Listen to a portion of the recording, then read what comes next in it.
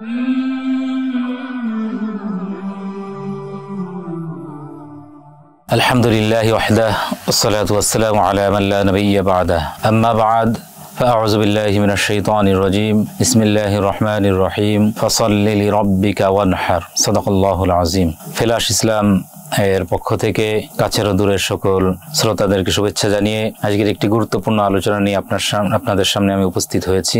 আলোচনা হলো কুরবানি কাদের উপর ওয়াজিব, অর্থাৎ কাদেরকে কুরবানি করতে হবে সে সংক্রান্ত জরুরি মাসআলার আলোচনা। কুরবানি একটি স্বতন্ত্র ইবাদত যেটার গুরুত্ব কুরআনুল কারীম এবং হাদিসের মধ্যে বহু জায়গায় আসছে। আল্লাহ রাসূল সাল্লাল্লাহু আলাইহি ওয়াসাল্লামের সম্পর্কে যেমন ফজিলতের কথা বলেছেন, না করার ওয়াইদ ও শাস্তির কথা বর্ণনা করেছেন।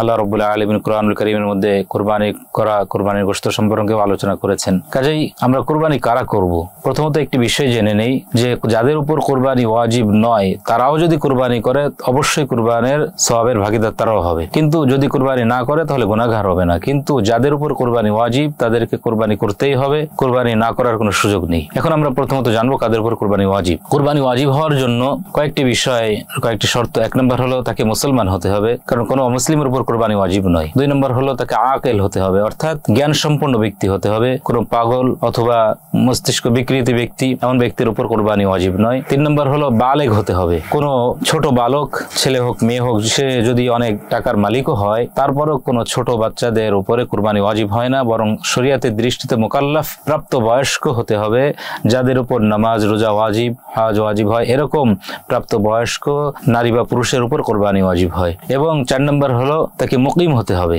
কুরবানির দিনগুলোতে, অর্থাৎ কুরবানির দিন হলো জিলহজের 10 তারিখ সূর্যোদয়ের পর থেকে নিয়ে 12ই জিলহজ সূর্যাস্ত পর্যন্ত সময়ের মধ্যে তাকে মুকিম হতে হবে।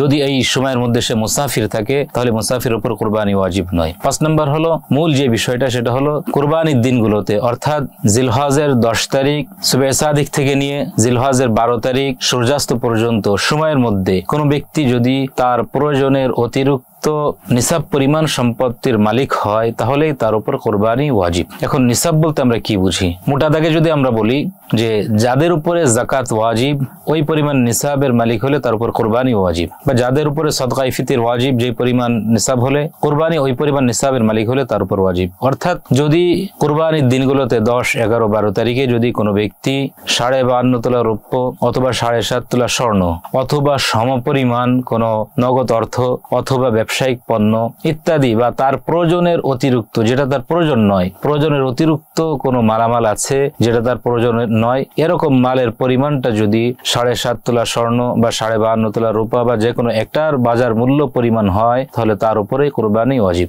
বর্তমান বাজার দর হিসেবে কোথাও 90, কোথাও 95,000, কোথাও 1 লক্ষ ইত্যাদি, একটু বাজারের দর হিসেবে কম বেশি হতে পারে। মূল নিসাব হলো বর্তমান বাজার হিসেবে 52.5 তোলা রূপা। 52.5 তোলা রূপা হিসেবে যেই বাজারের যেই দর, সেই দর হিসেবে যদি ওই পরিমাণ নগদ অর্থ বা তার নিকট ওই পরিমাণ স্বর্ণ বা রূপ্য অথবা তার প্রয়োজনের অতিরিক্ত, যেমন তার প্রয়োজন আছে একটি গাড়ির কিন্তু তার অতিরিক্ত আরেকটি গাড়ি আছে যেটা ব্যবহার হয় না, যেমন তার প্রয়োজন আছে 5টি আলমারি কিন্তু তার বাসায় অতিরিক্ত আরো 10টি আলমারি আছে যেটা তার ব্যবহারে আসে না, এরকম ভাবে অতিরিক্ত তার ফ্রিজ প্রয়োজন হয় একটি কিন্তু অতিরিক্ত আরো 3টা ফ্রিজ আছে যেটা তার ব্যবহারের প্রয়োজন হয় না, এরকম তার প্রয়োজনের অতিরিক্ত, তার থাকার বাড়ি আছে একটি কিন্তু তার প্রয়োজনের অতিরিক্ত বাড়ি আছে আরো যেটার বাজার মূল্য নিসাব পরিমাণের বেশি, তার প্লট আছে একটি যেটা সে থাকে, আরেকটি প্লটে সে থাকতেছে না কিন্তু অতিরিক্ত পড়ে আছে সেটা তার প্রয়োজনের অতিরিক্ত, এরকম প্রয়োজনের অতিরিক্ত যে কোনো মালামালের মালিক যদি সে হয় এবং সেই মালের পরিমাণ বর্তমান বাজার দর হিসেবে কম বেশি 90 থেকে 95,000 টাকা হয়ে থাকে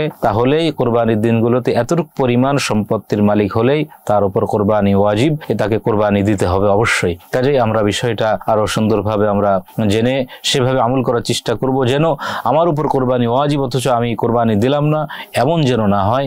কেননা এর ক্ষেত্রে কোরবানি ওয়াজিব হওয়ার সত্ত্বেও কোরবানি আদায় না করলে কঠোর শাস্তির বর্ণনা হাদিসের মধ্যে আসছে।